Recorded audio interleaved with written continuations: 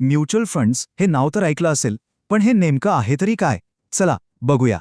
स्वतः गुंतवणूक करायची म्हटलं की अनेकांना अवघड वाटतं. का? कारण योग्य ज्ञान आणि वेळ नसतो. पूर्वी कसं व्हायचं? मित्र एकत्र येऊन पैसे गोळा करायचे आणि एकावर विश्वास ठेवून गुंतवायला द्यायचे. पण यात धोका खूप होता. पैसे बुडायची किंवा मैत्री तुटायची भीती असायची नाही का? आणि बघा, मोठ्या कंपन्यांचे फक्त एक एक शेअर घ्यायचे म्हटले तर किती पैसे लागतात?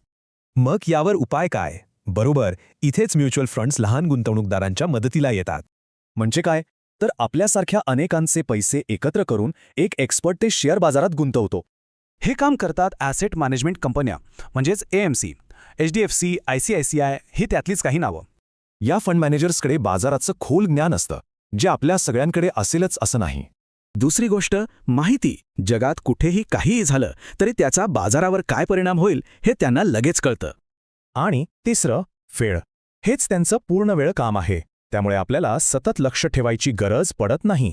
या सगळ्यावर सेबीसारख्या संस्थांचं लक्ष असतं, ज्यामुळे पैसे सुरक्षित राहतात. ओके, आता गुंतवणूक करण्याआधी या 3 गोष्टी माहीत असायलाच हव्यात. पहिली आणि सगळ्यात महत्त्वाची आहे NAV, म्हणजेच नेट ॲसेट व्हॅल्यू. सोप्या भाषेत सांगायचं तर फंडाच्या एका युनिटची किंमत ही रोज बदलत असते. दुसरा आहे TER म्हणजे टोटल एक्सपेन्स रेशो. सरळ भाषेत फंड सांभाळण्याची फी. हा खर्च साधारणपणे 0.05% पासून 2.5% पर्यंत असतो. जितका कमी तितका चांगला. आणि तिसरा म्हणजे एक्झिट लोड. जर फंडातून पैसे लवकर काढले तर ही फी लागते. थोडक्यात, म्युच्युअल फंड्समुळे कमी पैशातही संपत्ती वाढवण्याचा एक उत्तम मार्ग मिळतो. तर आता काय आणि कसं हे तर कळालं. मग गुंतवणुकीच्या दिशेने पहिलं पाऊल कधी टाकणार? Learn Stock Market. Like, subscribe, click the bell icon. GRY Gurukul, Stock Market Training Institute. Learn, trade, grow.